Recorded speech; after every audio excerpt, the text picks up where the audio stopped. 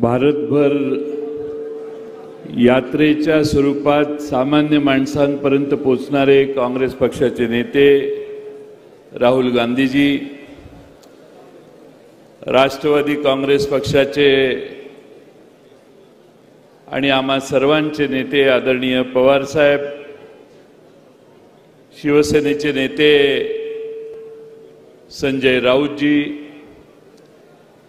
बाळासाहेब थोरात, काँग्रेस पक्षाचे राज्याचे अध्यक्ष माननीय नाना पटोलेजी,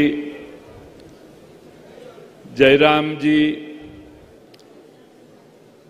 माननीय शिरीष कोतवालजी, व्यासपीठावरील सर्वच मान्यवर आणि आपण हजारोच्या संख्येने जमलेले शेतकरी बंधू आणि भगिनींनो, महाराष्ट्रात आणि देशामध्ये सगळ्यात अस्वस्थ जर कोण असेल तर तो या देशातला शेतकरी आहे.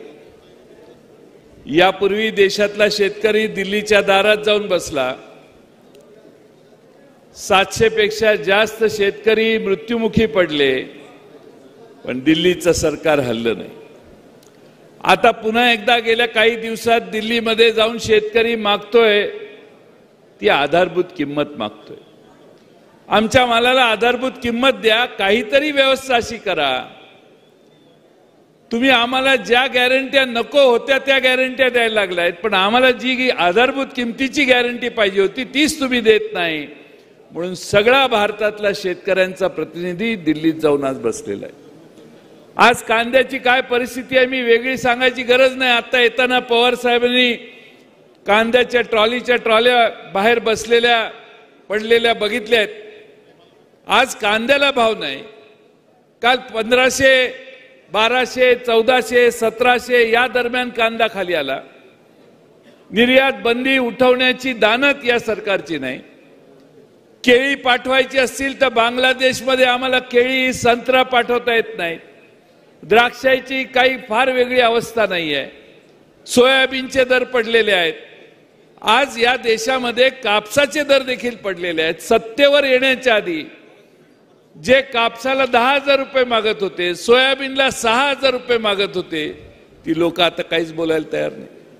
आणि म्हणून मित्रांनो, शेतकऱ्यांनी या देशातल्या संघटित झालं पाहिजे आणि आपल्या मनासारखं राज्य आणलं पाहिजे.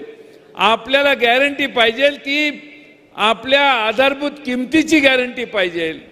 अलीकडे गॅरंट्या द्यायला चालू झाल्या. ते गॅरंट्याचा परिस्थिती अशी आहे की चायनीज मालासारखं आहे. चले तो चांद तक, नाही तो शाम तक. गॅरंटी चालली तर संध्याकाळपर्यंतच संपेल. गॅरंटी उद्याची वेगळी. प्रत्येक गोष्टीत गॅरंटी. आणि आज एवढा प्रचंड भडीमार चालू आहे जाहिरातींचा. तुमचा मोबाईल चालू केला की सेकंदाला जाहिराती आहे. टीव्ही चालू केला मिनिटाला जाहिराती आहेत. राहुल गांधी या देशात एवढी मोठी पदयात्रा काढली. आज तुमच्याकडं या भारत जोडो न्याय यात्रेच्या रूपाने आले, पण टीव्हीवर कुठं दिसणार नाही, मोबाईलवर कुठं दिसणार नाही. कारण या देशामध्ये तुमच्यापर्यंत काय पोचवायचं याचा निकाल झालेला आहे. जे सोयीचं आहे तेच तुमच्यापर्यंत ऐकू येतं, तुमच्या डोळ्यांना दिसतं. जे गैरसोयीचं आहे ते तुमच्यापर्यंत पोचून द्यायचं नाही. आणि पुन्हा एकदा लोकसभेच्या निवडणुका करायच्या अशी मानसिकता आहे. आणि म्हणून आपल्या महाराष्ट्रातल्या आणि देशातल्या शेतकऱ्यांनी, सामान्य माणसांनी जागृत झालं पाहिजे. दिसतं तसं नसतं ही मराठी म्हण आहे, ती कायम लक्षात ठेवा. आज जे तुम्हाला टीव्हीवर दिसतं, देशात दिसायला लागले, वर्तमानपत्रात त्यांना जे सोयीचं आहे तेच तुमच्यापर्यंत येतं, तशी परिस्थिती नाही. घराघरामध्ये बेकारी आहे, घराघरामध्ये महागाई आहे, घराघरामध्ये आपल्या शेतीमालाच्या दराचा प्रश्न आहे.